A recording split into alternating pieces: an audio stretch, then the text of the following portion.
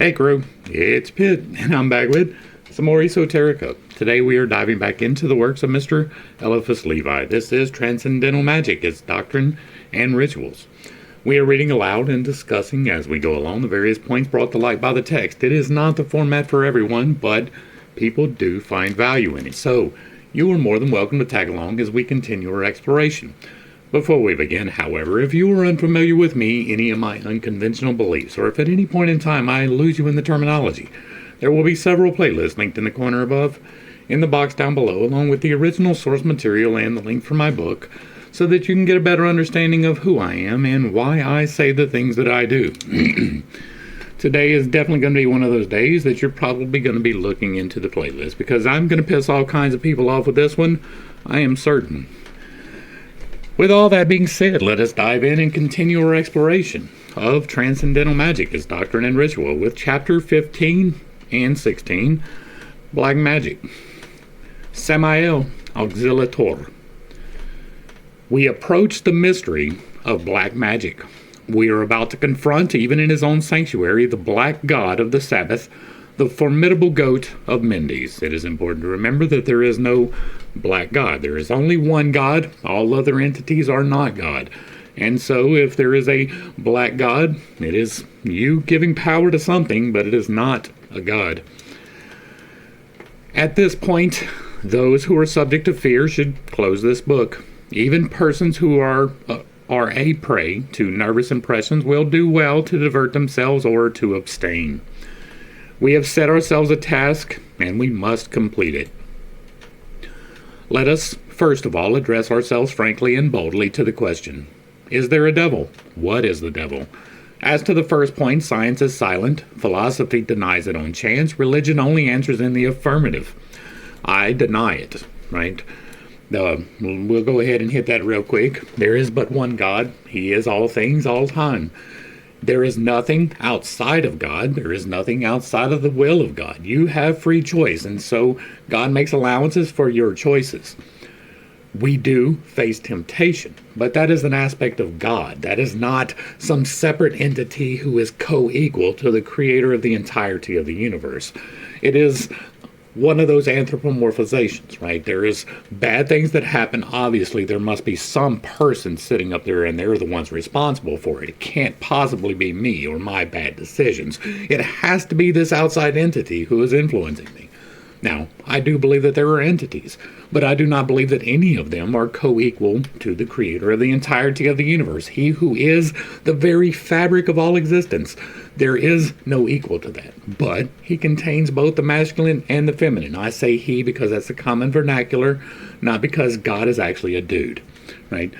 It contains both the masculine and the feminine. It contains both positive and negative, creative and destructive. Both of those are intrinsic to the creator of everything. He who created everything created both good and bad, and therefore he is both the good and the bad. There is nothing that exists outside of the one true God, and therefore nothing can be equal to him. Right? In the exact same way that the Logos can never incarnate, right? In the exact same way that God himself can never be fully in the flesh, those things, the exact same thing. There is no devil. There is God. There are entities, and some of those entities may go by the masquerading name of the devil and may even make you think that they are co-equal to God, but they are not. And so I answer this, there is no devil, but there are influences. There are things that imitate the devil. Some people play with these spirits. They go and they seek them. Now, I've opened myself up to that. I've had no takers, but some people do this on a regular basis. And they believe that they're dealing with an entity who is good, and that is entirely possible. But it is also entirely possible that that entity is just telling you that it's good, because the bad entities can lie. And so you can be tempted outside of your morals. You can be tempted outside of your character. You can be tempted by a human or an entity masquerading as a human. Those things are possible. But there is no devil who is co-equal to God. It's just simply not a thing. As to the second point, what is the devil? As to the second point, religion states that the devil is the fallen angel. Occult philosophy accepts and explains this definition. It will be unnecessary to repeat what we have already said on the subject. We will add here a further revelation. I don't believe in the fallen angels, right? God created Eden. He made Adam. He put a tree in there, and he had no idea whatsoever that Adam was going to eat from the tree. Yeah, right, sure. God had no idea. He had no conception whatsoever that it was even possible that man would eat from this tree. That wasn't the plan at all. That wasn't why you put him there, so that he could, therefore, go out into the world. No. That was a sin, right?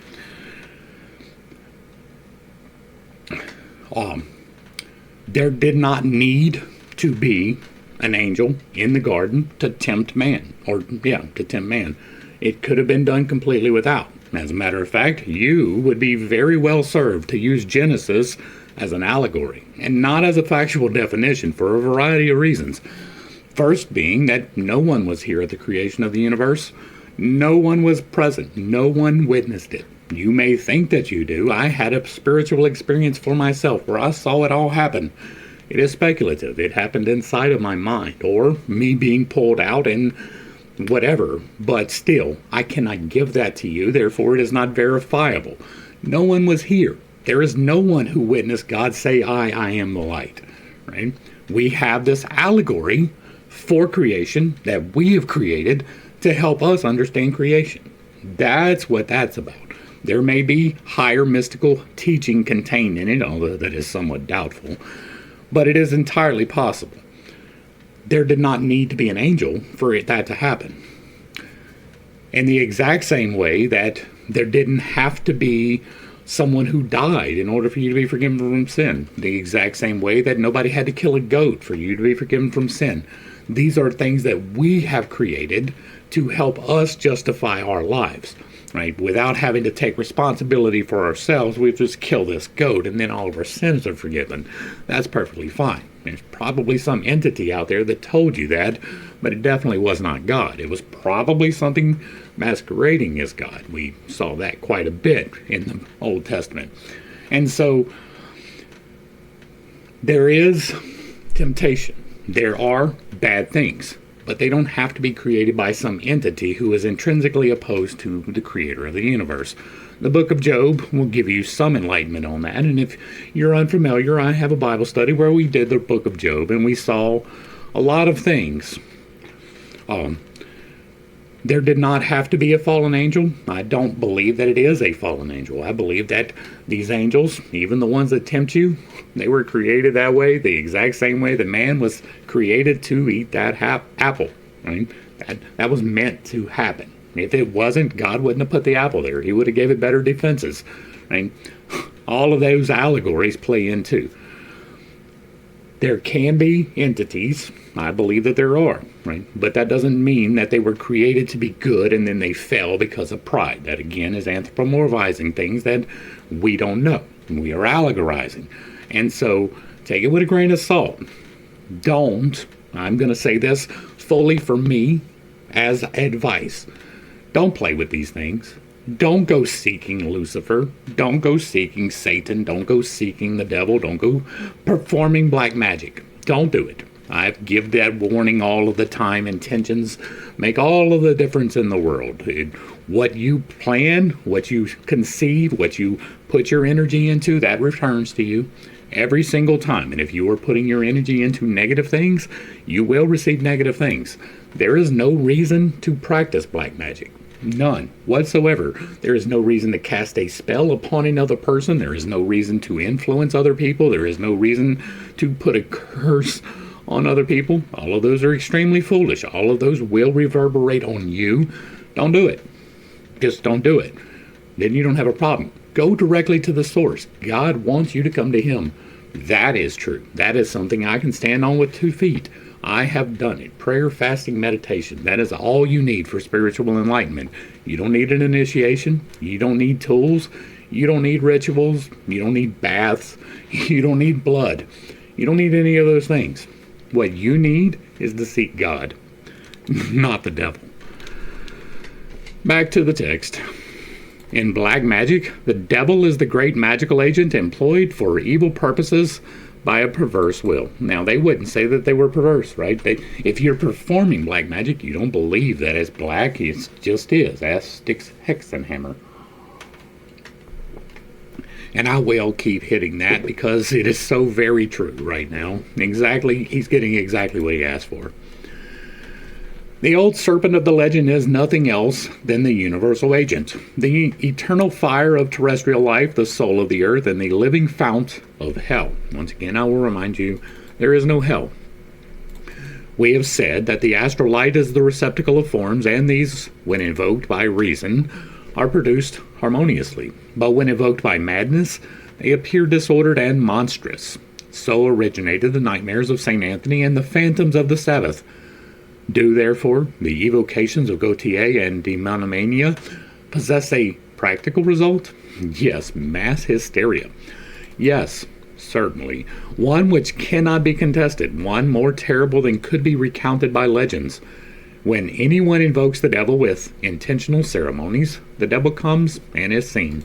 You do indeed feed an entity, right? You can attach yourself to entities. People do it all of the time without understanding what entities that they are attaching themselves to. If you are praying to any specific name, you're attaching yourself to that specific name. Whether that is Yahweh, whether that is Yahweh, or whether that is Satan. If you are praying to it, you're attaching yourself to it. So you should be exceedingly careful what you're attaching your energy to. You may think that it is a good thing without reading through the Bible, without those particular glasses that we took off. You won't understand that there were two entities dealing with Abraham, right? One of them told him to kill his kid. One of them told him not to. They were two separate entities, both of them angelic, both of them coming as though sent from God. One of them demanding a blood sacrifice. One of them saying, well, if you're going to do a blood sacrifice, take this animal and not your child. Right? Two separate entities. They show up repeatedly throughout Genesis and even into Exodus. You can see these things happen if you read the book without those glasses on. Right? God was just testing his faith. No, that's not what was happening. Be exceedingly careful with whom you attach your energy, right? If you are going and you are walking into a building where a lot of people are congregating and you align yourself with them, that may be good, it may be bad, right? I'm not going to tell you which building it is. You decide for yourself which one is good and which one is bad. You have to do the internal work. For me, I don't walk in any of those buildings. Well, except on rare occasions, right? People getting married, people dying. I don't go on a regular basis. To escape dying from horror at the sight, to escape catalepsy or idiocy, one must be already mad. Grandier was a libertine thought in devotion, and perhaps also through skepticism, excessive zeal, following on the aberrations of asceticism and blindness of faith, depraved Gerard, and made him deprave in his turn. Now, I'm unfamiliar with who Grandier was, right? Libertine, that is free thought to the excess, through in devotion, so not being devoted, and skepticism. Excessive zeal, following on the aberrations of asceticism, right? Aberrations of asceticism, I can agree with that, right? Asceticism is an aberration. You are not meant to be ascetic. Right? That is stepping on all kinds of toes, and once again, it is not intentional, but I absolutely do not apologize for it. You are meant to balance the virtues and the vices, not exclude them. So you are meant to have sex, you are meant to eat food, you are meant to have drink, you are meant to have possessions. You are not meant for a life of asceticism, except for a very, very minuscule group of people who are called to be the exception to the rule, right? On both sides.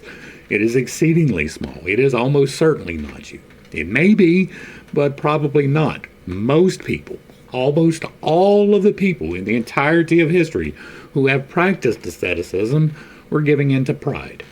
I am better than you because I only eat bread and water. I am better than you because I don't ever have sex. I am better than you because I never feel wrath. Liar. In the 15th chapter of our ritual, we shall give all the diabolical evocations and practices of black magic, not that they may be used, but that they may be known and judged, and that such insanities may be put aside forever. That is kind of why I'm doing the entirety of this book, right? It's not that you can't find some truth in here, it's just that it is hard, because there is so much that is not true. Right? We have seen a lot of not true so far in these 15 chapters. Monsieur U de Merville, whose book Upon Table Turning made a certain sensation recently, will possibly be contented and discontented at the same time with the solution here given of black magic and its problems. As a fact, we maintain, like himself, the reality and prodigious nature of the facts. With him, we assign them to the old serpent, the secret prince of this world. But we are not agreed as to the nature of this blind agent, which, under different directions, is at once the instrument of all good and of all evil, the minister of prophets and the inspirer of Pythoness. In a word, the devil, for us, is force placed temporarily at the disposal of error, even as mortal sin is, to our thinking, the persistence of the will in what is absurd. That is an exceedingly long word, right? In a word. Paragraph. It's a sentence, so it's big enough to be a paragraph, but it's a sentence. A run-on sentence, but a sentence nonetheless. Monsieur de Merville is therefore 1,000 times right, but he is once and one great time wrong. What we must exclude, above all, from the realm of existence is the arbitrary. Nothing happens by chance, nor yet by the autocracy of a good or evil will. There are two houses in heaven, and the lower house of Satan is restrained in its extremes by the Senate of divine wisdom. And I will once again let you know there are not two houses in heaven. There are not many mansions. Chapter 16. Q. Bewitchments. Fons oculis fulgur. Alright, y'all can see that. When a man gazes unchastely upon any woman, he profanes that woman, said the great master. What is willed with persistence is done. You should not, right? Once again, you are meant to balance the virtues and the vices. Lust is a vice. Chastity is a virtue. You are not meant to have sex with everyone you meet. You are not meant to gaze lustfully upon every woman that you meet. That is exceedingly hard to get into a teenage mind, but as you get a little bit older, you get a little understanding of that, hopefully. But regardless, you are, however, supposed to gaze unchastely upon some women, right? Particularly if you've got one of these little golden bands right here, right? I look unchastely at my wife all of the time. She is the object of my desire. I fantasize about her, but not to excess. I don't spend my entire day thinking about having sex, right? That's not what we're meant to do. You are, however, supposed to have sex. You are supposed to find that person that you can commit yourself to and share your soul with. Those are things. And so, gazing unchastely upon any woman, he profanes that woman? Not necessarily, right? Even Jesus told you it was okay to get married, even though for some reason he was against it. But you should definitely take this with a grain of salt, right? It is not bewitchment to look upon someone unchastely. What is willed with persistence is done. Every real will is confirmed by acts. Every will confirmed by an act is action. Every action is subject to a judgment, and such judgment is eternal. That is an assumption, right? Every real will is confirmed by acts. That is true. You will act according to your will. Almost all of the time, unless there is severe repercussions facing you, you will act according to your will. Now, is that a good thing? No, when you're a teenager. But as you get a little bit older, you start to get a little bit of realization about some things, right? So, every real will is confirmed by acts. If you really will it, you will act in that manner. Every will confirmed by an act is an action. Duh. You're taking an action, that would be an action, right? If you were performing an act, you are taking an action. It's quite literally in the same word, right? Act and action, root word. One is the beginning, one is when it's actually being done. So yes, you can quote definitions. Every action is subject to a judgment.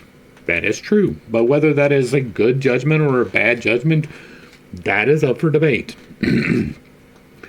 And such judgment is eternal. That's the part that's got the problem, right? Now, this, if you read the New Testament, absolutely. If you make a mistake, you say the wrong word, you have the wrong thought, you're condemned to a lake of fire forever, right? That's the New Testament. The problem is that that's not Old Testament at all. Like, they're literally not mentioned even once. Not even mentioned that there is a heaven, by the way. There is the land of the dead. That's where everybody goes. All the way through the Old Testament. You don't believe that? Go back, read it. Check it out for yourself. There is no hell. There is no heaven in the Old Testament. There's merely the land of the dead. So, is it an eternal judgment? Who knows? My personal beliefs? No. Right. I believe that the soul is eternal. I know, wild concept. I believe that it existed somewheres prior to being here, and that it will go somewheres when it leaves. I just believe that that's the exact same place, right? You come from the source, you return to the source, the same place. That's how that's going to work. There is no eternal judgment. Now, does that mean that you got everything right in your life? No. You're here to learn lessons. Some of those lessons are wonderful. Some of those suck really bad. If you make the wrong choices, it will be judged. That I do not doubt. I just don't think it's going to be an eternal punishment inflicted upon you for some temporary problems. Right? If you didn't hear this particular name while you were alive, you got to burn in a lake of fire. Sorry, them's the rules. No, not going to happen. Dispensations, that's what I feel about that. And so, it's not an eternal judgment. What I believe, now this is purely speculative, right? Belief. I believe that when you go back to the source, you get to find out all of the things you messed up. Right? All of the choices that you made, you get them that quick. You're like, oh, that's what that was supposed to be. Oh, well, that's why that happened. Oh, I see now. Right? It's a moment of revelation when you go home. And then you're like, I can do better than that. Let me go back. I don't believe it's an eternal thing. I think that we are here as souls to learn. And part of that is messing up, regardless. Now, when you mess up, you should be apologetic, right? If I hurt your feelings, I'm going to apologize sometimes. Not in the videos, but in real life I will. Because we're dealing with facts.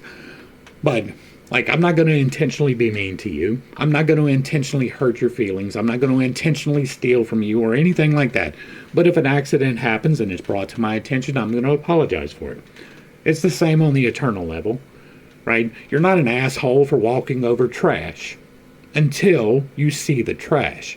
Right? You walk down the street every day, you don't see all of the litter. But when you do, and you see the litter on the ground, and you walk past it, well, then you're an asshole. Once you realize you're the asshole, then it's time to apologize, right? Once you were aware, oh, I messed up. That was dumb. Lord, I am sorry. It's done. It's that simple. It really is. And all you got to do is change your actions.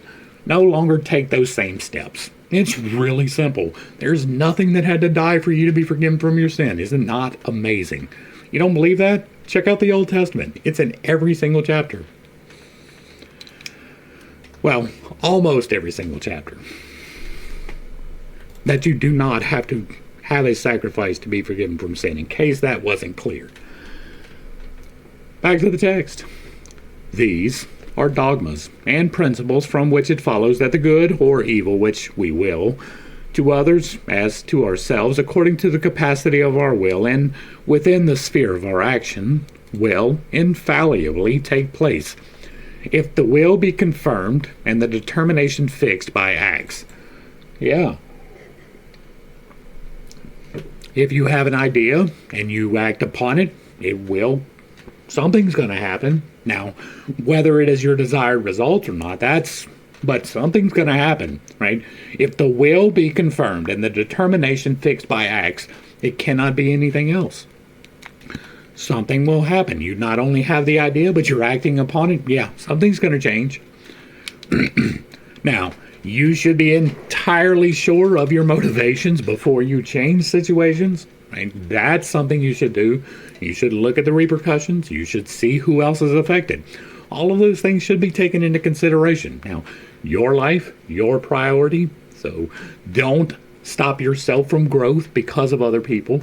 But you should be taking positive acts in your life, confirm them in your will, determine them, and fix them in acts. And it will change in your life. That's kind of how manifestation works. The acts should be analogous to the will. The intent to do harm or to excite love, in order to be efficacious, must be confirmed by deeds of hatred or affection. These are exactly the same, by the way, right? If you intend to do harm or to excite love, both of those are negative effects. What do you mean? Taking away someone else's free will by manifesting love? That's wild, right? Exciting love. Let me give you a potion that's going to make you come sleep with me. I wonder what happens to people that do that these days. Right? Don't do anything. Like, if love is going to happen, it's going to happen because of personalities. It's going to happen because you two click. Don't do it because somebody's pretty. Don't do that. That's dumb. Right? If you don't click, don't force it. That's dumb. It's not going to end well. If you cast a spell on someone and draw them into your life, do you think that's going to have positive effects? Do you think that that's going to be a good thing? Do you think you're going to wind up well off from that situation? Does that even logically compute? Whatsoever bears the impression of a human soul belongs to that soul. Whatsoever a man has appropriated, after any manner, becomes his body in the broader acceptation of the term. And anything which is done to the body of a man is felt, immediately or immediately, by his soul. Okay, you had me in the first half, not gonna lie, right? Whatsoever a man has appropriated, after any manner, becomes his body in the broader acceptation of the term. Yes, right? If you're out there committing acts of violence to take things, violence is part of your life, right? If you're out there giving out love, love is part of your life, right?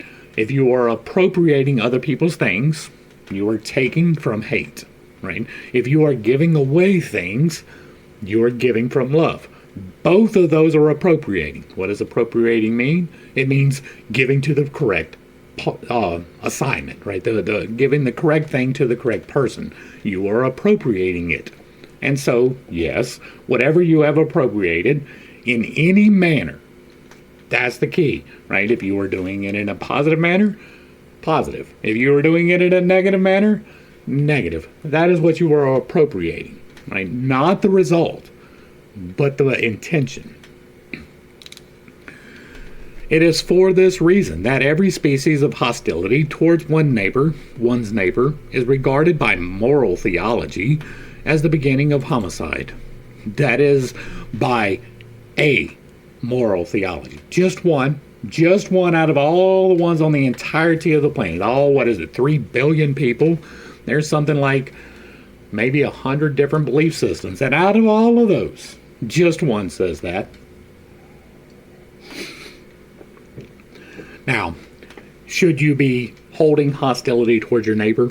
No, right? Even me, like if you're unfamiliar, my neighbor attacked me, it was April 28th. Attacked me, broke my leg. I don't hold hostility towards him. I want the legal system to take care of it. I want the mental health system to take care of it. I don't want to take care of it whatsoever. I want to be completely disengaged from it. Whatever comes from that, comes from that. I do not hold hostility towards my neighbor, even though he has brought me grievous bodily harm. I still can't walk. Today is June the 24th. It has been almost 2 months. I can't walk, right? I've got a walker right here. Let's see if y'all can see it. Well, kind of. That's my handy-dandy tool. I've got to use that to walk these days. I am not holding hostility towards that man.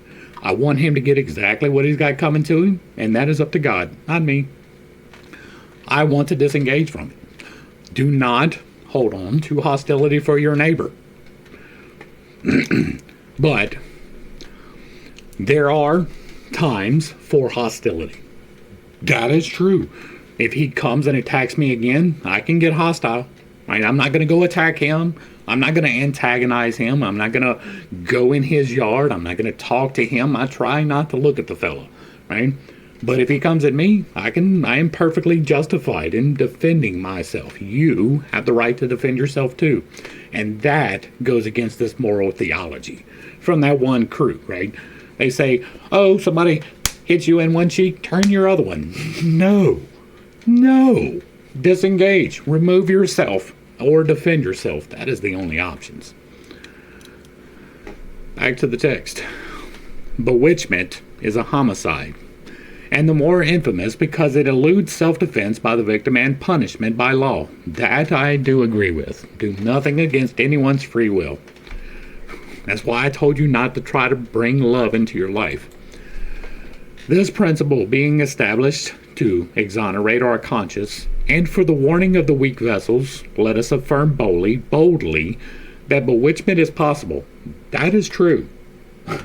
That is true. You may not believe that, but I absolutely do. Once again, I have not always been as wise as I am now. And I have played with things that I probably should not have when I was younger, and I absolutely felt the rewards for that. And so, you should not be doing bewitchment because bewitchment is possible. Now, what is bewitchment? Bewitchment is taking any magical action against anyone without their express consent. Doesn't matter whether it is healing. If you heal someone without their express consent, that is bewitchment. If you, there are things that you can do, right? If there is an immediate situation and somebody is unconscious and you believe that they would give consent, then you're probably going to be okay. But if there is somebody in immediate danger and you know that they would not give consent, you will not be okay if you try to heal those people. That is just as good as it gets, right? You have to know what you're doing. You can have implied consent through long-term associations where consent has been granted. Now, don't take that the wrong way. I'm not talking about sexual relations or anything of that nature, and some people will run with that.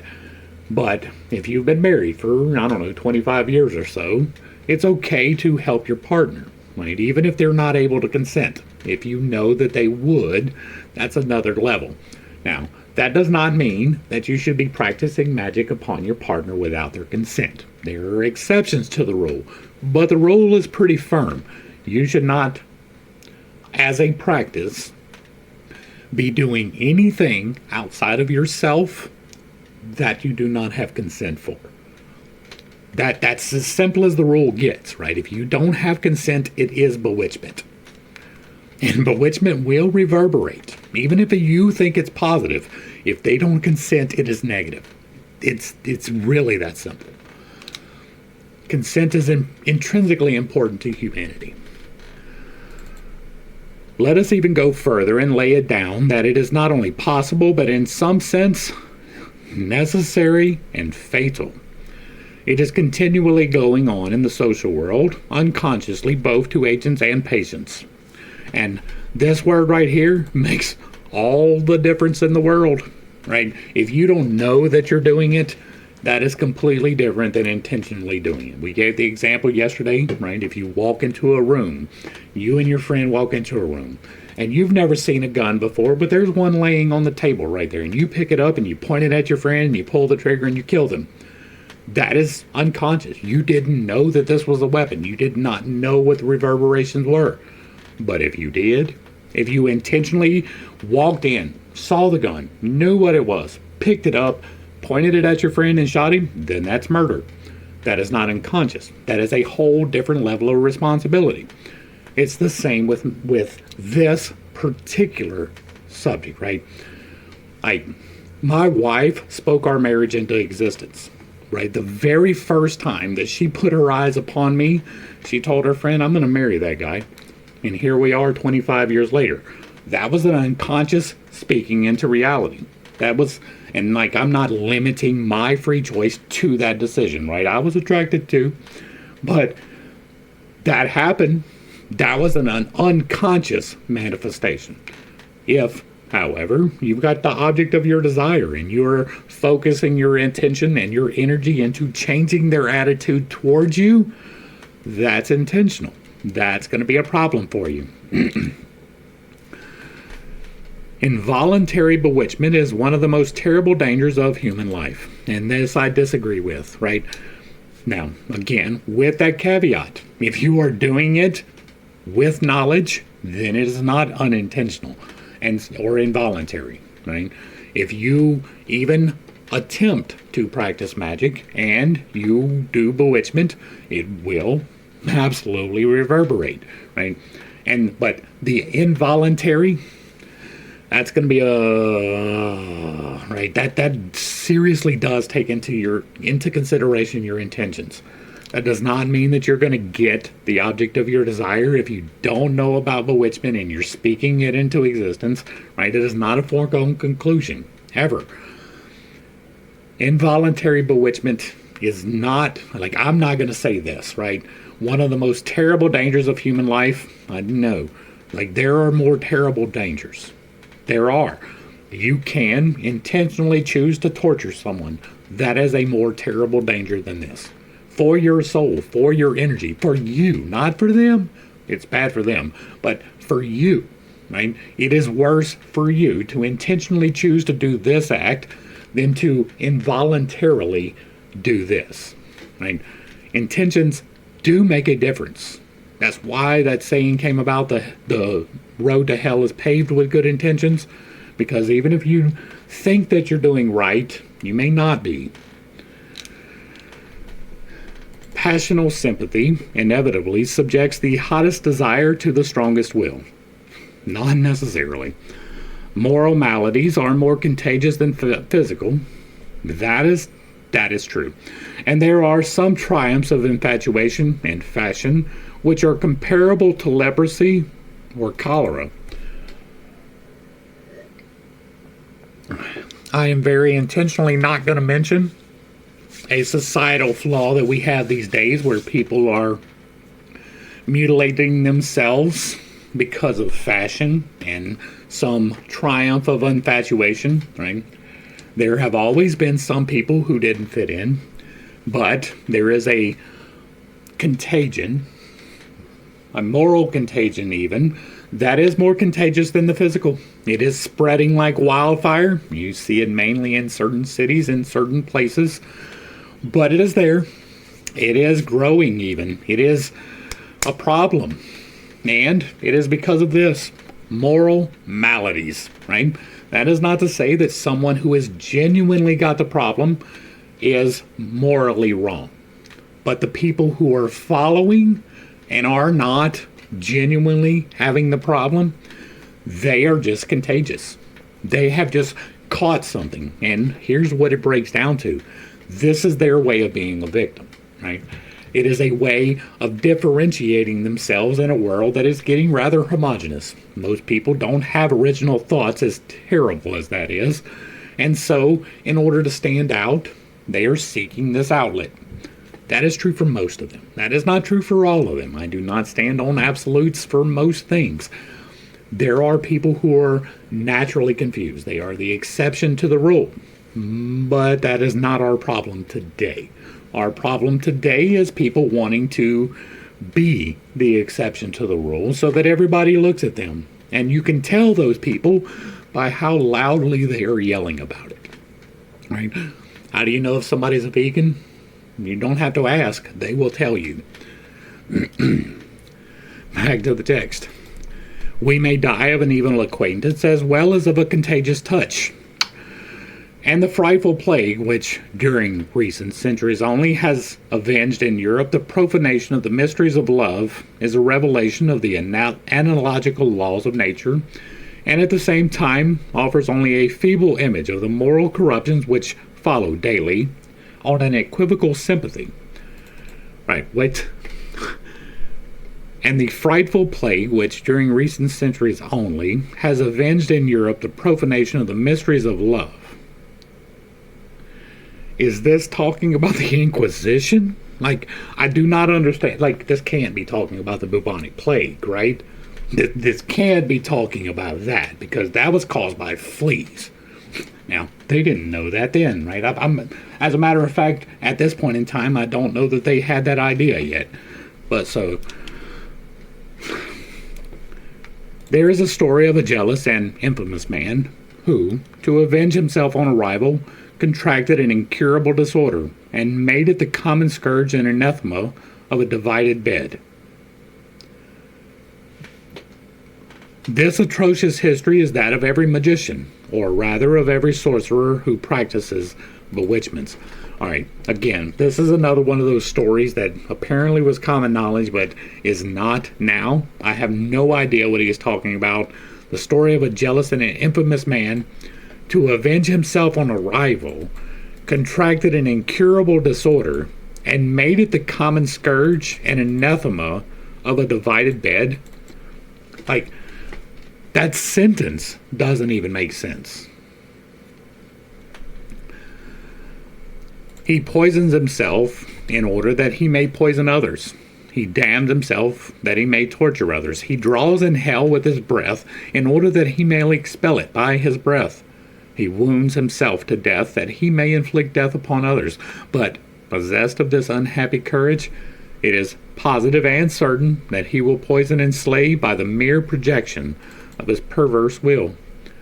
There are some forms of love which are as deadly as hatred, and the bewitchments of goodwill are the torment of the wicked. Bewitchments of goodwill. The prayers offered to God for the conversion of a man bring misfortune to that man if he will not be converted. That sounds like a curse, doesn't it?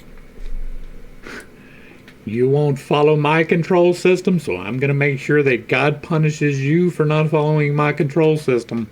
That sounds like a curse, not a blessing. Right? That is one of the worst things that I ever put upon anyone, is that God will give you exactly what you have coming. I do not even say what it will be. I leave that entirely up to the Creator. It has nothing to do with me. That's what I did with this guy, right? My neighbor next door. That's what I did with him. God gave him exactly what he's got coming. It has nothing to do with me. As we have already said, it is weariness and danger to strive against the fluidic currents occasioned by the chains of wills in union. Here's the thing, though. Here's the thing. One positive will outdoes many negative ones. That has been my experience so far. See the book. And I'm going to stand on that one. Right? One person with the positive, correct outlook, intentionally investing their energy, will outdo an entire coven. You don't believe that? How many people have prayed against our president? How many of them have started bewitchments? How many of them cast spells? I know of at least one doing the opposite. Hence, there are two kinds of bewitchment: voluntary and involuntary. Physical and moral bewitchment may also be distinguished. Power attracts power. Life attracts life. Health attracts health. This is the law of nature. Like attracts like. It is one of the rules of creation. If two children live, above all, if they sleep together, and if one be weak while the other is strong, the strong will absorb the weak, and the latter will waste away. That is a lie. If two children live, if they sleep together, and if one be weak and the other strong, the strong will absorb the weak, and the latter will waste away. I'm sure that is the causation in that particular situation.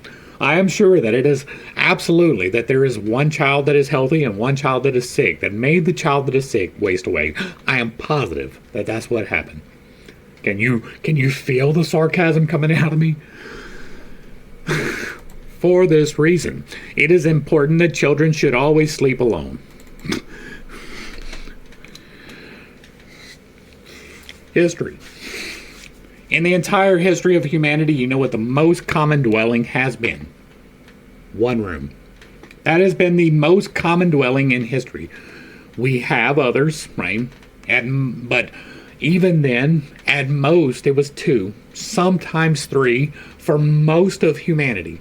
Most of our existence has been sharing sleeping quarters with someone else. That most definitely includes siblings. In conventual seminaries, certain pupils absorb the intelligence of the others. No. If by absorb the intelligence you mean to gather the ideas that are shared, then yes. But there's nobody out there taking intelligence from someone and rendering them stupid, right? Like, you're not going to focus your will and turn someone into someone insensate, right? Well, I mean, you can curse people. That is a thing. But for the most part, you are not going to go to a classroom and absorb someone else's intelligence and make them dumb, right? Absorb the intelligence of others. Now, that works if you're taking ideas, right? But if you're talking about a magical transfer of intelligence, I'm going to give a hard no.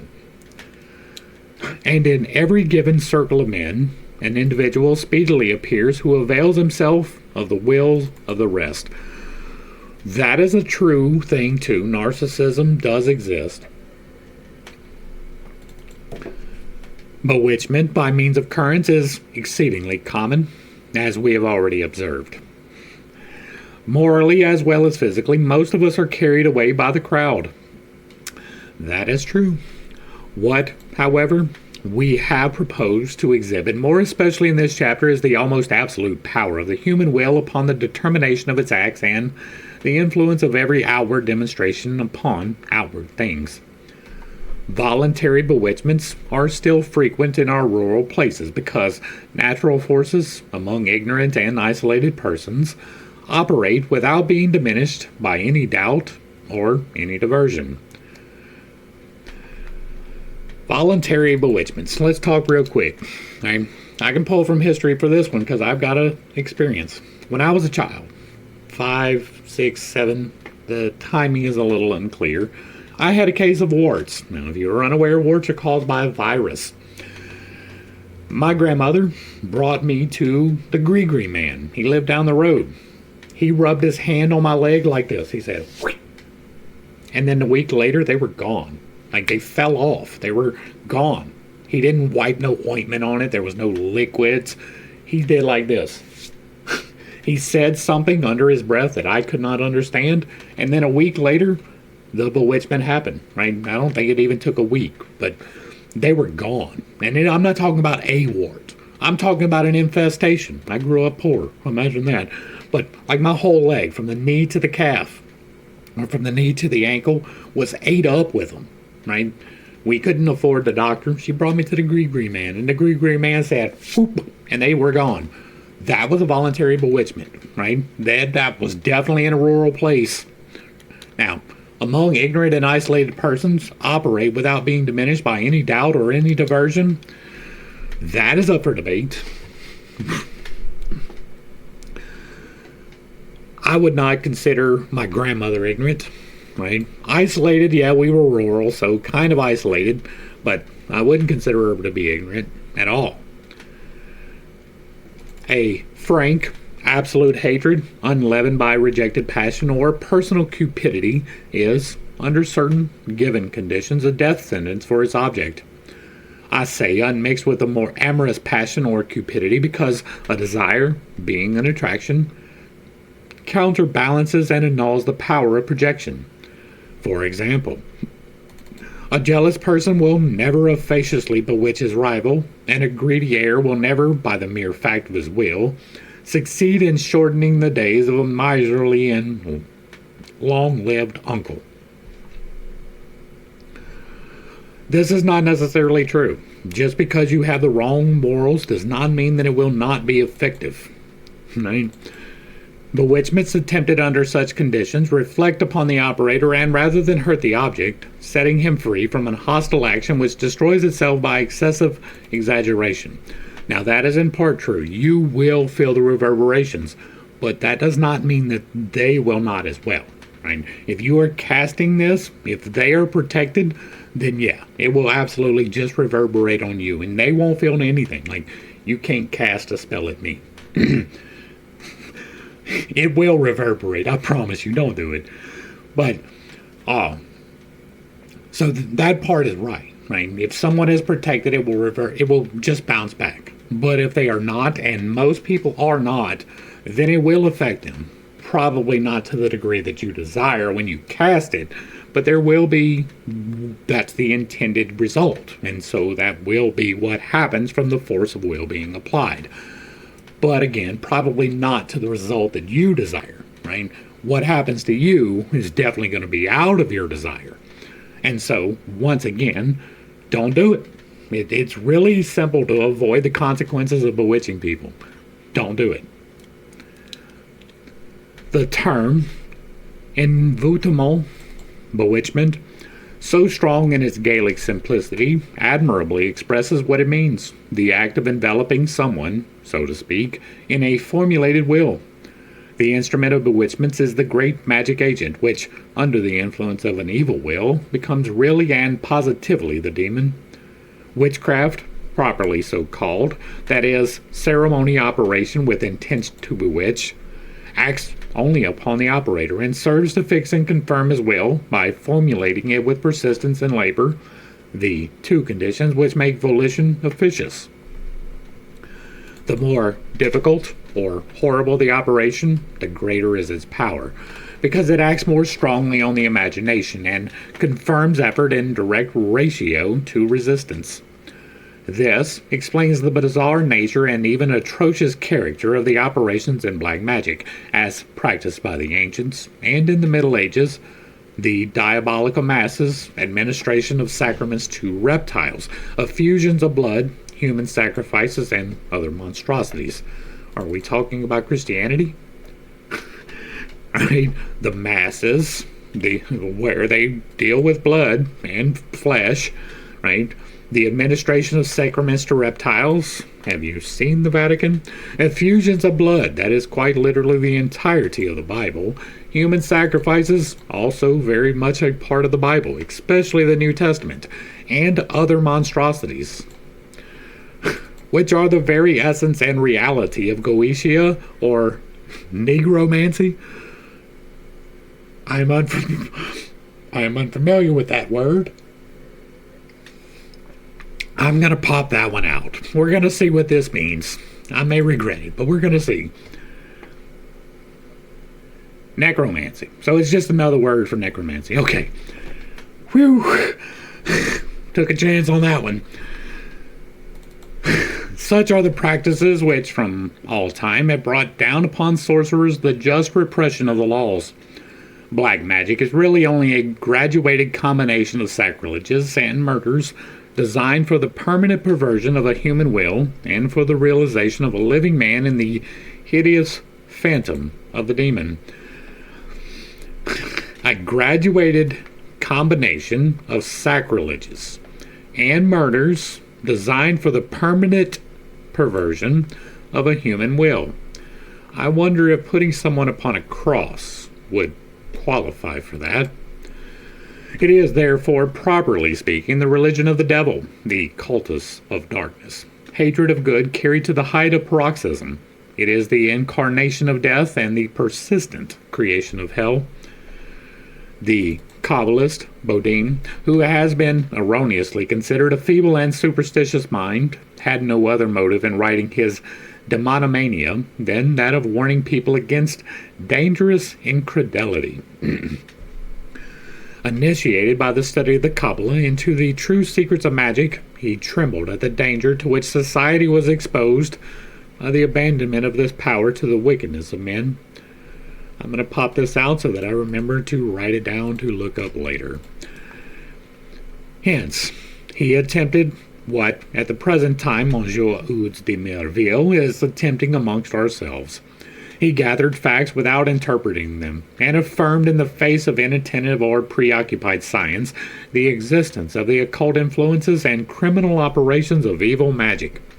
In his own day, Bodin received no more attention than will be given to Monsieur Ouds de Merville, because it is not enough to indicate phenomena and to prejudge their cause if we would influence earnest men. We must study, explain, and demonstrate such cause, and this is precisely what we are ourselves attempting. You failed. Will better success crown our own efforts? And we have seen all the way through this study that he did not know what he was talking about.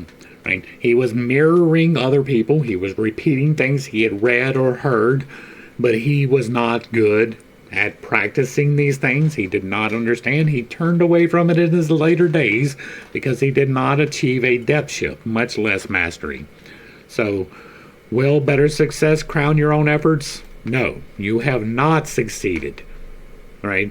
You must study, explain, and demonstrate such cause as not been here. It is not contained so far. Right? We're not done with the study. Maybe there will be something coming out. But what we have seen so far is a complete misunderstanding of even the fundamentals of doing the things which you are trying to teach other people to do. It is possible to die through the love of certain people as by their hate. And that's because those two things are linked to the base chakra in very existence. There are absorbing passions under the breath of which we feel ourselves depleted, like the spouses of vampires. Let me move that just a little bit so y'all can see it. Not only do the wicked torment the good, but unconsciously the good torture the wicked. No. Intrinsically, no. Taking good action, being painful to the wicked is not attributable to the good. You will not get away with that. Fuck off. Right? You should take right action every single time, regardless of whether anyone is tortured by you taking the correct action. Period. The end. This should not be a consideration to anything. The wicked do torment the good, but the good only seek betterment. And if the wicked are tormented by that, that is the wicked's fault, not the good's. Fuck off. The gentleness of Abel was a long and painful bewitchment for the ferocity of Cain. Let's go back to Genesis. We've talked about this several times, and we will continue to talk about it. I'm going to beat this horse to death because it is foundationally a problem. The story of Cain and Abel goes like this. God got pissed because he planted a tree and somebody ate from it. He had no clue that would happen. And so he sent down an avenging angel and cast them out with a fiery sword and said, "You can't come back here." And so the two people involved, Adam and Eve, they went out and they had a couple of kids, Cain and Abel. Now, when they were kicked out of the garden, God told them, he said, "Hey, you're going to have to plow the earth. You're going to have to toil for your food. You're going to have to plow the earth." And so they went out and they started plowing the earth. Cain was a plowsman.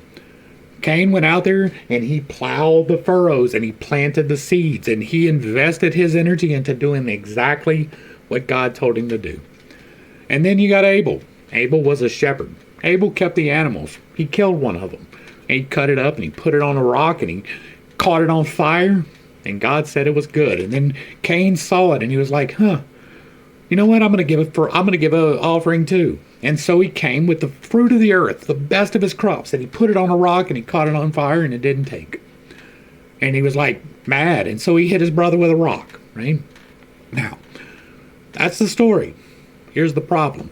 First off, there was no reason to be a shepherd. Why? Because they weren't allowed to eat meat. That didn't happen for another couple chapters, right? I'm not sure exactly how many chapters is between Cain and Abel and Noah, but until Noah came out of the ark, right, he loaded up the ark with all of these clean and unclean animals, which was not definitional, by the way. We didn't get Moses for a long time, and it wasn't until Moses that we got clean and unclean animals. But he loaded them up according to clean and unclean and how many he needed to eat along the way, apparently. And then the flood came, and they're in the box for a while, and they get out. And Noah's like, "I'm going to give it sacrifice." And so he prepares a sacrifice, and an angel comes down. They say it's God. It's not God. It's an angel. And the angel's like, "Hey, this is good. You did really good. Go forth. Subdue the earth. Be stewards thereof. Multiply. Be fruitful and multiply. Shed no blood of man. Oh, and by the way, now you can eat meat." That's a foundational problem for the story of Cain and Abel. Cain was doing exactly what God said. He was planting the earth, toiling, right? Abel was breaking the law. He wasn't allowed to eat the animals. Why was he killing them? That is an unnecessary murder. Was it just so that they could give a sacrifice to God? Well, that is unnecessary too. That's a big problem. Foundational problem. Foundational problem. Among evil men, the hatred of good originates in the very instinct of self-preservation. Moreover, they deny that which torments them as good, and, for their own peace, are driven to deify and justify evil. That right there just told you the entire reason why we name Satan. In the sight of Cain, Abel was a hypocrite and a coward. How did that come to be? Who abused the pride of humanity by his scandalous submissions to divinity. What? That, sir, is projection. First off, Abel was breaking the law, right? You're not allowed to kill the animals. There's no reason to kill the animals. Why are you killing the animals? But how does it say that he was a hypocrite and a coward? How is that defined in Genesis at all? It is not. Who abused the pride of humanity? What? What? This doesn't make any sense. This has nothing to do with the Bible, right? This may be taken from the Kabbalah. I have not read the Kabbalah. We have not gone through the Kabbalah, but we read through Genesis. There is no way to read Genesis, the story of Cain and Abel, and come out with this sentence. That is projection. How much must this first murderer have endured before making such a frightful attack upon his brother? Had Abel understood, he would have been afraid. Antipathy is the presentiment of a possible bewitchment, either of love or hatred, for which we find love frequently succeeding repulsion. Remember I told you that one person taking the correct action? Find love frequently succeeding repulsion? The astral light warns us of coming influences by its action on the more or less sensible, more or less active nervous system. That is true. It talks to you through your crown. Instantaneous sympathies, electric loves, are explosions of the astral light. That is true as well, right? We talked about that before too. If you walk into a room and you see someone and you're like, wow, she is beautiful, right? And your gut turns, that is letting you know that there is a possible attraction there, right? If you walk into a room and you see someone sitting there and you're like, that dude looks shady. That is your instincts telling you something. It is a gut check. It is telling you something about your survival, right? That is the exact same thing here. Instantaneous sympathies, electric loves, and explosions. That is true. That is what I'm talking about when I say it. That is your energy reading their energy and letting you know something. Most people dismiss those. You probably shouldn't. Explosions of the astral light, which are exactly and mathematically demonstrable as the discharge of strong magnetic batteries. Thereby, we may see what unexpected dangers threaten an uninitiated person who is perpetually fooling with fire in the neighborhood of invisible powder mines. We are saturated with the astral light, and we project it unceasingly to make room for and attract fresh supplies. Did you know that your eyes emit light? They don't just take it in, they emit it. You are saturated with the astral light, and you project it unceasingly. The nervous instruments, which are specially designed either for attraction or projection, are the eyes and hands. The polarity of the hands is resident in the thumb, and hence, according to the magical tradition, which still lingers in rural places, whenever anyone is in suspicious company, he should keep the thumb doubled up and hidden in the hand, and while in the main avoiding a fixed glance at anyone, still being the first to look at those whom we have reason to fear, so as to escape unexpected fluidic projections and fascinating regards. This, I do not have any correlative, right? You emit a divine chakra, right? It begins at the palm of your hand, not at your thumb. That is a thing, right? Now, that is a measurement device. It's not necessarily the emanation point. That is something. Your hands are governed by your heart, right? You can absolutely emit and accept energy through your hands. You can do it through anywhere, but it is facilitated in your hands. It is definitely something you can do. I stand on that because I have done it. But it is governed by your heart chakra. It is not resident in your thumbs. If your hands were cut off, both of them, at the wrist, you could still do magical works. This I have no reason at all to believe at all. Back to the text. There are certain animals which have the power of breaking the currents of astral light by an absorption peculiar to themselves. Possibly. They are violently antipathetic to us and possess a certain sorcery of the eye. The toad, the basilisk, and the tard are instances. I'm going to assume that this tard is not the one I am thinking of. And I'm going to let you know right now that this is not true as well. Right? None of the animals hold any intrinsic positive or negative. That is simply not, like, they're on a different level of existence. The positive and negative attributions of good and evil are ours and above, right? They go from us up. It is due to thought and the real understanding of that. The other animals don't have that. There is nothing intrinsically evil about a toad, or I'm not sure what is being considered a basilisk, right? There, as far as I am aware, there has never been an animal which its gaze would turn you to stone. As far as I am aware, that is not a thing which existed. It may be a large enough lizard that it makes you think you are stone, right? Might make you shit yourself a little bit, but none of them turn you to stone as far as I am aware.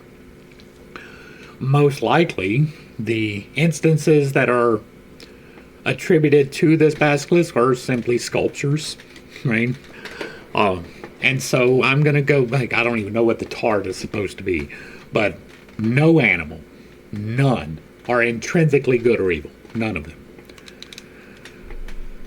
These animals, when tamed and carried alive on the person or kept in occupied rooms, are a guarantee against the hallucinations and trickeries of astral intoxication. A term we make use of here for the first time, probably in the history of ever, one which explains all the phenomena of unbridled passions, mental exaltations, and folly. In the exact same way that no animal is intrinsically good or evil, no animal can stop bewitchment. That is simply not in their realm of responsibility. Tame toads and tards, my dear sir. The disciple of Voltaire will say to me, carry them about with you and write no more. To which I may answer, that which I shall seriously think of doing so as soon as I ever feel tempted to laugh at anything I do not understand, and to treat those whose knowledge and wisdom I fail to understand as fools or as madmen. Paracelsus, the greatest of the Christian magi, opposed bewitchment by the practices of a contrary bewitchment. He composed sympathetic remedies and applied them not to the suffering members but to representations of those members, formed and consecrated according to magic ceremonial. His successes were incredible, and never has any physician approached Paracelsus in his marvels of healing. I wonder why. But Paracelsus had discovered magnetism long before Mesmer, and had carried to it its final consequences, this luminous discovery, or rather, this initiation into the magic of the ancients. Who better than us understood the great magical agent, and did not regard the astral light, Azoth, the universal magnesia of the sages, as an animal and a special fluid emanating only from particular creatures. Yeah, I wonder why, because they don't emanate from particular creatures. In his occult philosophy, Paracelsus opposes ceremonial magic. He can't. He doesn't. Right? That is entirely hypocritical. If this is true, I have not read Paracelsus, but if this is true, what we just read here in this one paragraph is directly contradictory. Right? If he created, well, which it told us right here, bewitchment, sympathetic remedies, not to suffering members, but to representations of those memories, and consecrated according to magical ceremonial, is directly oppositional to he did not do ceremonial magic, that he opposed ceremonial magic. That is directly contradictory to itself. The terrible power of which he certainly did not ignore, but he sought to decry its practice so as to discredit black magic.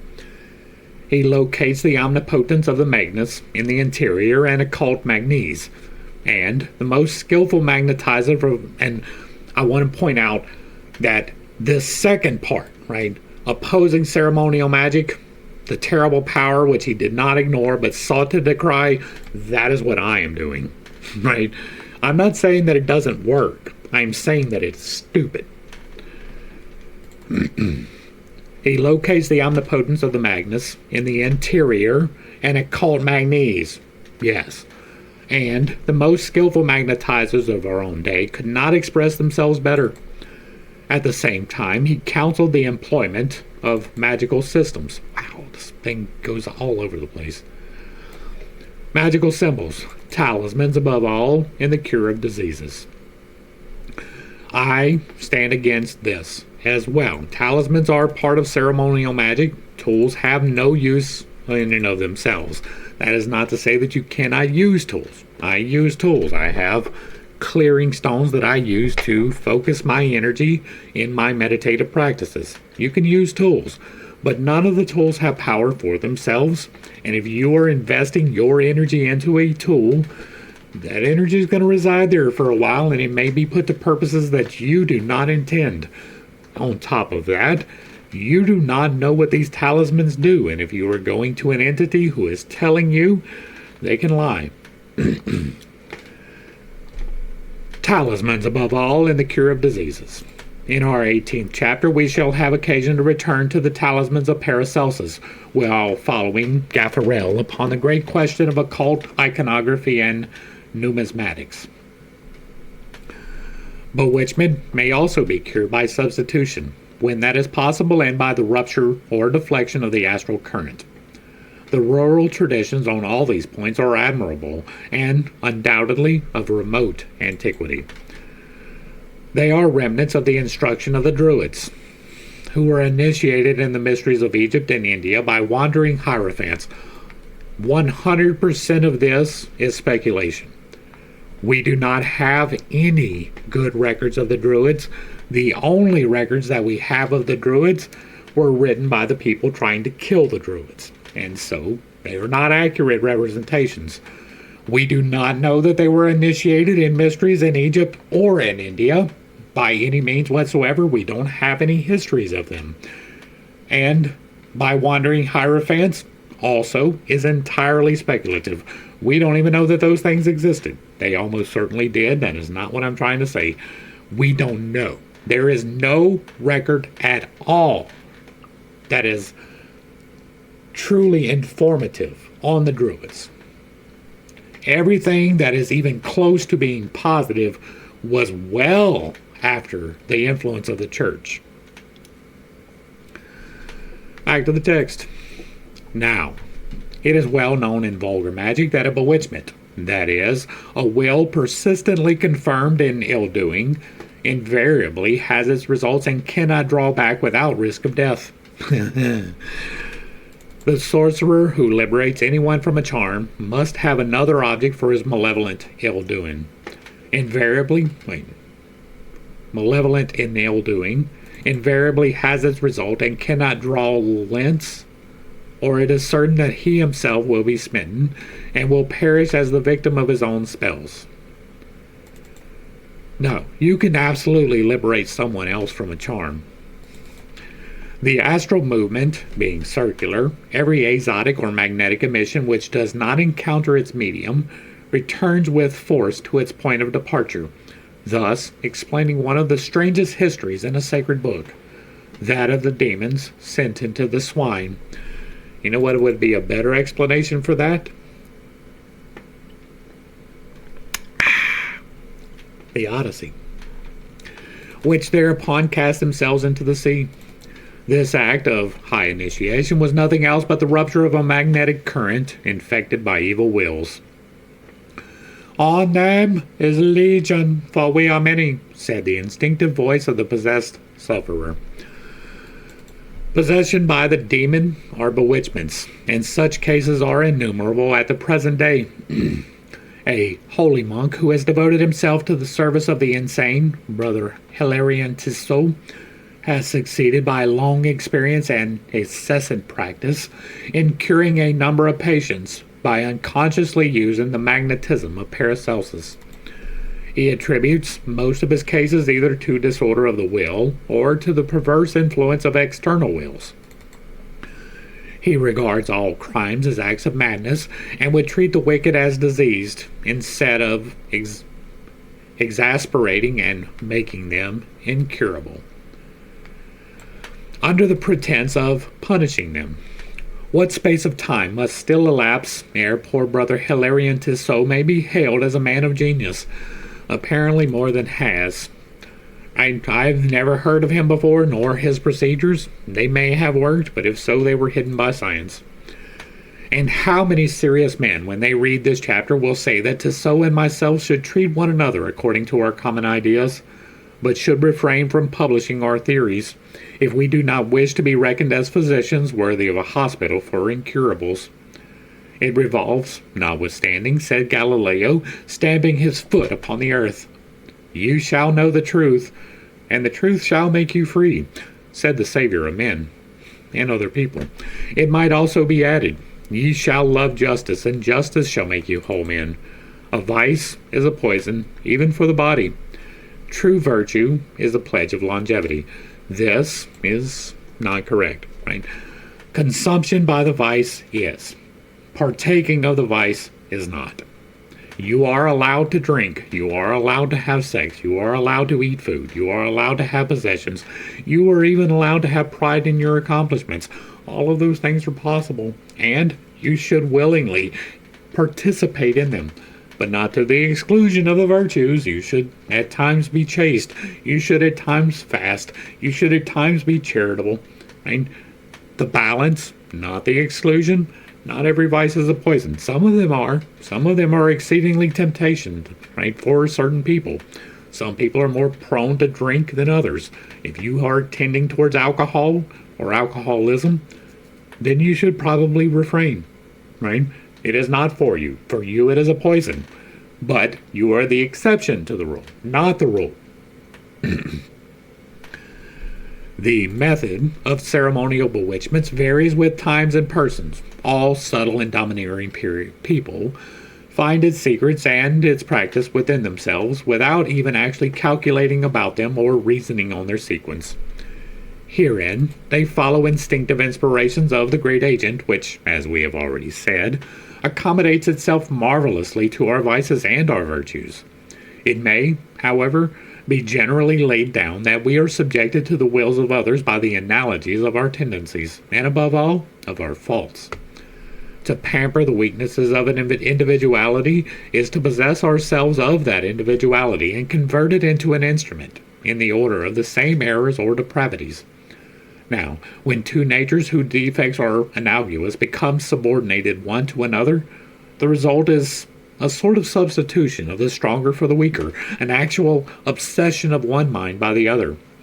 Very often, the weaker may struggle and seek to revolt, but it only falls deeper into servitude. So did Louis XIII conspire against Richelieu and subsequently, so to speak, sought his pardon by abandoning his accomplices. We have all a ruling defect, which is for our souls as the umbilical cord of its sinful birth. That is one of those victim mentality terms, right? You being born is not intrinsically sinful. And it is by this the enemy can always seize us. For some vanity, for others idleness, for the majority egoism. Let a wicked and crafty mind avail itself of this snare, and we are lost. We may not go mad or turn idiots, but we become positively alienated in all the force of the expression. That is, we are subjected to a foreign impulsion. In such a state, one dreads instinctively everything that might bring us back to reason, and will not even listen to representations that are opposed to our infatuation. That is true. Here is one of the most dangerous disorders which can affect the moral nature. The sole remedy for such a bewitchment is to make use of madness itself in order to cure madness, to provide the sufferer with imaginary satisfactions in the opposite order to that wherein he is now immersed. No. Now, this is talking about enabling an insanity. That is not good.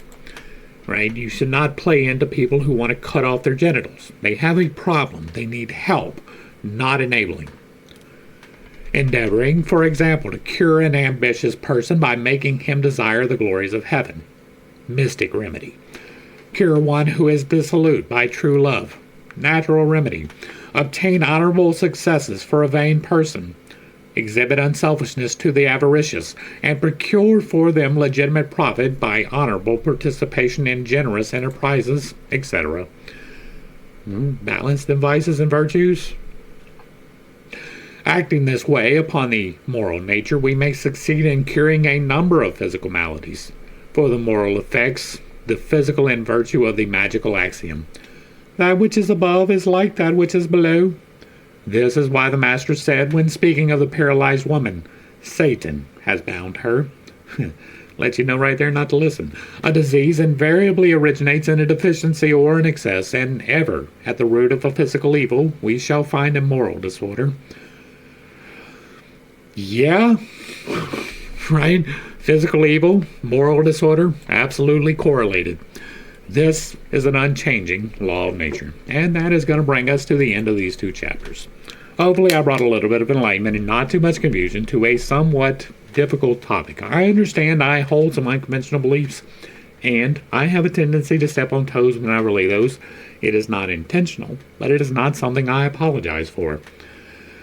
Once again, we have Mr. Levi talking about things that he does not really understand. There have been several examples in here that were exactly wrong, right? There have been several things in here that did not correlate in the way that he wanted them to.